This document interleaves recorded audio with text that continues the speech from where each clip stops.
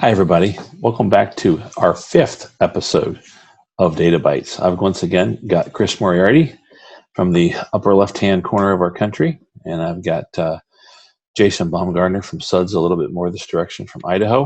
And we're just going to jump right in the data. We're excited about what's happening and be able to share some of our take on the data as we go into this. So let's jump right into it. Today's agenda is going to be really simple, following past ones. We're going to look at the nation as a whole, look at some states, look at some trends, have a fun discussion about the new normal.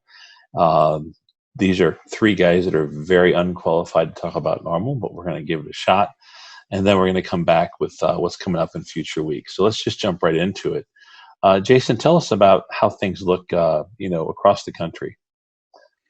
Well, really encouraging sign is that week over week over week for the last 3 weeks, we've been around 10 to 12% increase in overall volume. And that includes, a closed day for Easter, and it also includes some different weather regionally, but statistically very solid improvement. What you'll notice in the orange is 2020. You can see from week 14, week 15, week 16, and week 17, we've hit a floor as a country in aggregate, and we're starting to creep back up. In 2019, in the blue, you'll notice that we had a phenomenal weather week in week 17 of 2019. So statistically, we're about the same, about 45% down from where we were last week, week over week or year over year for that particular week, but just a phenomenal weather week across the United States in 2019. So still keeping pace with that number, but overall very encouraging sign. Well, really good. And I'm not a statistician like Chris is, but if you see 10 to 12% for 4 straight weeks, I think there's probably a pretty good chance. I think it's pretty safe. I'll put my mathematical hat on, and if that line continues, what I like to see about this is we're going into normal range. Like, it's the lower end of normal earlier in the year, but we're beginning to go into normal range. That takes us to the next slide. Why don't you tell us, really at a high level, I think everybody can see that there's, the red is they're really down from last week. The orange is a little less down. And then there's lots of shades of green going on as far as percentages Sure. up from the previous week. But tell us about what some of the effects besides COVID might be here. Well, the first things that jump out at you, and Chris did a wonderful job putting this slide together, are that California and Texas are super dark green. And you'll notice Minnesota and Michigan as well, super dark green. Both were close to the floor, at the floor. In the areas that you see the reds and the orange, we have another slide that will show you that kind of overlays the weather. And so those are definitely weather induced. So you see Oregon, Washington in the Northwest. You see parts of Georgia, North Carolina, South Carolina, Kentucky, Tennessee, and even into Virginia. And as you overlay that, it's almost an exact mirror of, this just shows dramatically the type of effect that weather has. COVID-19 obviously has slowed demand some, but also weather just is such a big impact. And so even with some of this regional in a very high production part of the country in the Southeast, still to see that 10 or 11, 12% increase nationally is such a good sign. This is actually a really neat way of looking at it. You certainly see multiple factors happening at the same time. This is something we've looked at for the last few weeks as well.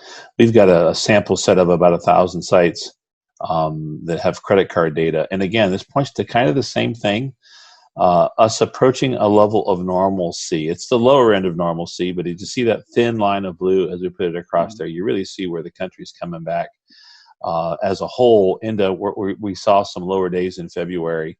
And again, I'm sure weather was correlated with those. But again, still on the bottom side of normal, certainly trending up and actually busting into the normal range. Mm-hmm. And the last thing I wanted to mention was closures. We have a lot of insights on folks that are closed, and certainly second half of March was probably more than 6 times the normal amount of closures. And then, what's nice is from that high, we're down almost 60% from that high, and the trend is every week it steadily goes down. And right now we're about double closures from normal or the average normal, but it's similar to, if you saw a week earlier in the year that had bad weather, it would be similar to a multi-region bad weather day. So closures, again, not normal, but approaching normal, and it's really, really the right trend. So I think that's positive, but it's crawl before you walk, maybe. Talk about some states specifically, Jason. Well, the two big ones that jump out is just look at that trajectory with Texas and California. I mean, these are two huge states, both geographically, population, and number of washes.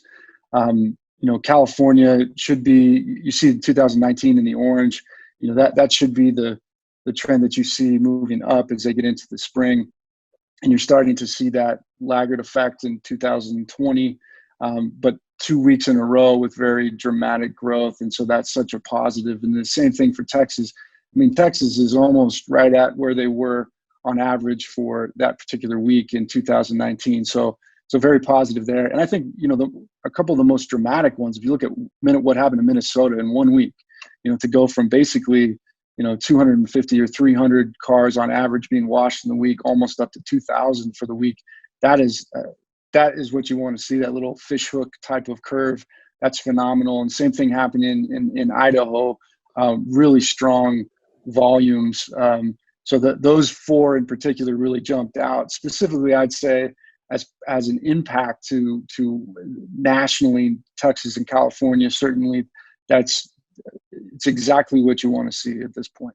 Yeah. Talk about some things that they're still trying to find their way here. Yeah, this is an interesting one because with the exception of week one, with some of these, Virginia, South Carolina, Massachusetts, North Carolina, Maryland, Connecticut, all still had their lowest week ever. So, looking at states that are still trying to find that floor and bottom out. Now, certainly Massachusetts, Connecticut, North Carolina, Virginia, all these states actually affected a little bit by weather, as you saw in that graph.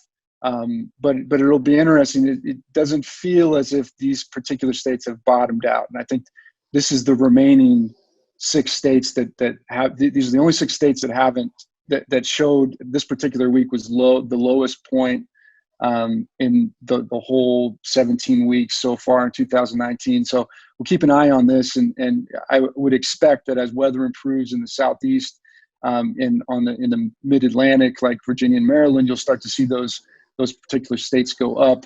But it'll be a really interesting slide to keep your eye on in weeks coming.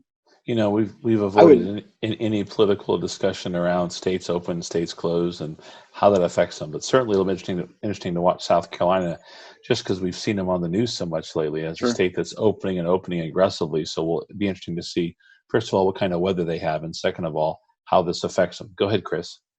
I was going to say, I think Maryland's going to be directly tied to when Congress returns. And when you think about all their aides, all the folks who just participate in the federal government that just haven't been there. They were supposed to return this week. That got pushed back. I think that's where you're going to see probably the biggest bump in that area. But even when you have states like Minnesota who took such a huge leap, chatting with some of the folks who are closer to the cities, they were very surprised to find out kind of what the rest of the state was doing. Sure. And this goes right back to what we talked about in terms of thinking and acting locally, not looking and letting the national guidance really dictate what you're doing. So we have people who, as we mentioned, this whole industry is going to have this brief pocket of time where we're going to be able to do things other people can't. So we're seeing people leverage that, and we want to do it appropriately, safely, and legally. But those who are going to be in the right place at the right time will be rewarded. I think there's certainly a suburban or rural even versus metropolitan. From what we're seeing, if you took every state, took their 2 or 3 largest cities, and you move away from those 2 or 3 cities in every state, I think you see a dramatically higher jump as we go through this. To that point, let's talk about like what the new normal is, maybe for a while. As you guys look at this, I was on, I think it was Car Wash Live with the ICA a while ago, and I described my best prediction. This is going back almost a month ago. Was that April's going to be tough, May is going to be crawl, June is going to be walk, and that was my best guess. It wasn't even a prediction. We do seem like there's some crawling going on, but what do you think, Jason, the normal is for a little bit, or just kind of give me your take on the landscape? Well, we think that there's going to be an effect on demand that's a laggard type of effect. Now, there's 2 types of customers: membership driven that has no contact with any human, and then retail. We believe that membership should uptick a little bit, and that retail, we could be down 10, 15%, on the back half after the recovery, plus in addition to the losses that happened from mid-March through, May 1st or so. And it certainly is going to depend state to state. Now, there's states that haven't seen that type of effect. Utah is one of those that are just, Nebraska is another one that are just mirroring what they did in 2019. But as we talked, earlier this week, you have to kind of account also for the percentage at which you were going to increase in 2019, that you were projected to increase in 2019 or 2020 over 2019. So I would say, my guess is 10, 15% down in volume for the second half of the year, Q3 and Q4, in addition to the losses that people saw in Q2. So it'll be interesting to see how that shakes out. All right. Chris, any thoughts different from that?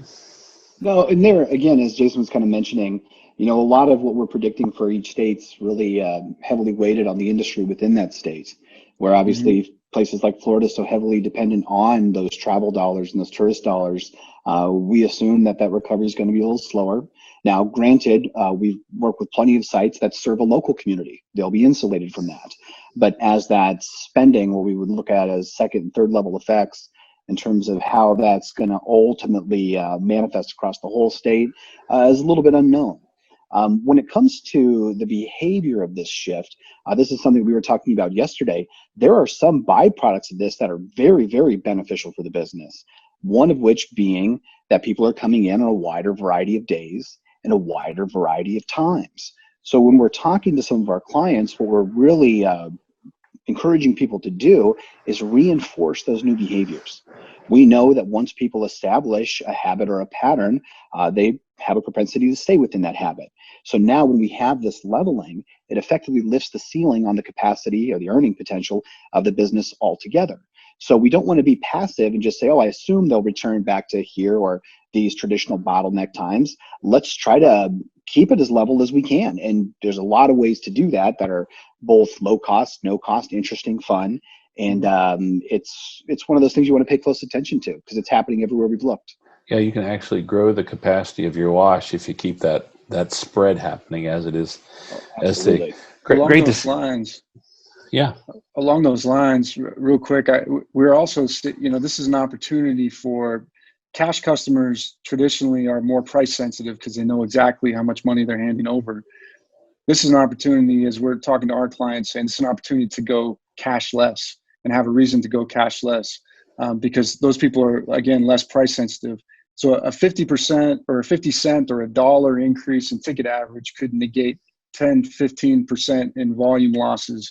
So that's kind of our focus, and just a really interesting side note, kind of going along the lines of what Chris is talking about behaviorally. If we have an opportunity to get away from cash and go 100% credit card, it could have a dramatic financial effect as well.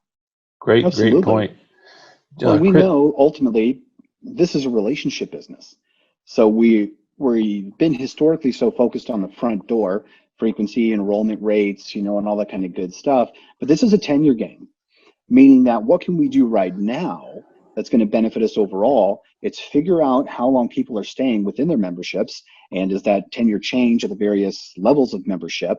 And usually we'll try to put an initial benchmark goal of adding 2 months to that tenure through loyalty programs and otherwise, because that's going to push money straight to the bottom line in terms of additional profits. So you got to look both in both directions. Regardless of what's happening with your current frequency. Yeah, Chris, I know I've seen some stuff you're doing. It's very fascinating to watch almost how a higher grade of package can seemingly show loyalty and give you 2 or 3 months, and the LTV of both the higher price and the loyalty, the lifetime value of that customer, it becomes exponential. So fun discussion. Absolutely. And it all starts with getting them signed up. So now is a chance to get people signed up on a cashless transaction, to Jason's point. So this is how these things can all mold together. Great discussion for not just looking at what the new normal might be, but maybe creating the new normal to some extent and taking advantage of some of these patterns that folks are seeing.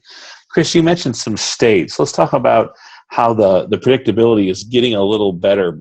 As volatility, although we're not performing great, we're seeing a trend in volatility go down. Tell us what that means from your perspective about the outlook in the future. Yeah, so when it comes to just data or just business in general, most of what's put in front of us is looking backwards. And we look at that and we say, okay, well, this explains what happened yesterday. How do I now apply this to tomorrow? And since we were going through such a period of high uncertainty, nobody knew what was going on.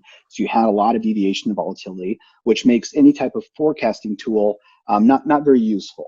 I mean, it was no better than a coin flip, to be quite honest, at a certain point. Well, now that we've gotten past a certain point that we were waiting for statistically, we can now see these calculated error rates start to shrink. So we can start to lean more into our predictability in terms of what states are going to do and what sites are going to do. And where this is kind of fun for me and also wildly frustrating is that what I'll put down through statistics, math, and some pretty fancy software versus what Jason does in his head, and he's generally spot on. So what we've done is we've taken a handful of states here, and we've taken just the crude, raw data and built a forecasting tool out of it. Now, as the weeks go on, what we really want to showcase is the numbers never tell the whole story. We saw that just a few slides ago in terms of the obvious impact of the weather. So when we add in things over time like the weather, your marketing spend, everything from Facebook likes to Google traffic, all those things can be filtered and added into these models. And what you'll see is that blue cone, which is the statistical probability of where you'll wind up, start to get narrower and narrower and narrower to the point where we've built these tools with one client where we could predict with 91% accuracy what enrollment rates were going to be, with 82% accuracy what retention rates were going to be. So we want to put those things sort of into motion. And so I've got my states lined up here, and as you'll see, the blue line is the forecasted line, and so that's where we think we're going to wind up. So you're going to see some states looking to peg up, some looking to potentially level off, and you'll see again as we want to go to the next slide, where we've got Florida and Nebraska, who's been so consistent. We're going to go ahead and just show you guys in real time, week over week, how these things adjust and how we dial them in. Because the more we can look around the corner with your business, the more helpful we are and the healthier the business is going to be. And it'll be fun as this is really just, we'll call it performance data as we overlay weather. And the other thing that it's fun to watch as you guys work with clients, it's fun to watch when you guys build your campaigns. As you guys do your playbook, as I'll call it, it's neat to see you predict what will happen and your ability to achieve those things. So that's been exciting. So hopefully a combination of you working with your customers on those things and hopefully a little momentum, basic performance momentum from the industry will help us just continue to grow these lines and get all the states moving up. Chris, every week you've talked about sentiment and how it affects consumers. Give us kind of an update on whether there's more frustrations, more happy, more yucks, more yums. What are you seeing? Yeah, and this was, again, it's not necessarily what we want to see, but I can't say that it's entirely unexpected. If those of you who are new, in the first few weeks, the whole country was so wildly optimistic. We all realized this was a unique situation, and everyone was kind of just dealing with it, playing by the rules, getting a little goofy maybe, making fun videos. And as the weeks went on and the uncertainty actually increased, well, when is the end? And in where I live versus where everyone else lives. And we started to see those green dots, which are the positivity, really start to pull back. And while it's not significantly different from last week, it has shifted more into the blue and a little bit more negative. And I think this is going to continue as you sort of see, not necessarily infighting, but you're going to see other states doing things that, comparable states are not. And the people within those states are not necessarily going to understand the nuance as to, well, why aren't we doing this? And they are. So it becomes really difficult for people just to know what steps to take next. And this has been, as we've investigated these tools, us like many other businesses, this has been one of the most valuable things to look at, because the reality pales in terms of versus how people feel about something. Somebody says, man, I'm having a bad day. You can say, no, you're not. Life is great. look, sun is shining and all these things. And they say, that doesn't change anything about how I feel. Yeah. So you can't talk someone out of their reaction to a situation like that. But this is where, again, as you're communicating with either existing patrons of your business or potential patrons, you got to match that tone. If everyone's frustrated, then you take that frustrated position. You can still promote, you can still communicate, but you want to make sure that it's as authentic and regionally representative as possible. Yeah, over optimism can be tone deafness, right? And I actually think there's a lot of these darker blue dots are representing frustration with people wanting to get out, and we as car wash folks do give them something to do and a way they can feel clean, if you will. Yeah, well, hey, as we wrap it up, quarantine fatigue. Yeah, I think we're all feeling it, right? We've all got that. let's talk a couple seconds. Jason, you've got a webinar coming up. Talk about what you're going to talk about on the webinar. Yeah, the webinar next week is about the 5 steps to strategic communication. And, we do have at SUDS, we go through a 5-step filter. In other words, communication to get some type of action and being very strategic about the communication. So it's an opportunity to take a look at messaging over delivery vehicle for the message. And, I think in a nutshell, a lot of operators, a lot of businesses in general tend to focus on, we need to do some marketing, so let's get a billboard or let's run a Valpak ad or, pay-per-click ads. And they spend very little time thinking about what is it that we want people to do, who's most likely to do it, and what message is going to get them to take that type of action. So it's a good 30, 45 minutes of strategic communication talk. Very, very good. And having watched Jason go through this, a few times, I think the most powerful element of the teaching is the shared vernacular that it creates. Because often, I certainly don't know how to run a car wash. I have no idea. But on the same token, people don't necessarily have the same shared language and tactics that we do. So they have a hard time communicating their goals back up the chain. So we never want any frustration between us, clients, or anybody, obviously, in life.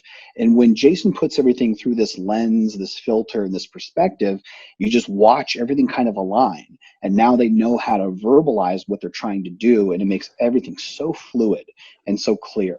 Because again, it's not about just throwing up discounts and buying billboards, like Jason said. Like there's a certain message to it, and it's so much more effective. It's not even funny. So I really encourage people to listen to that. It's well worth it.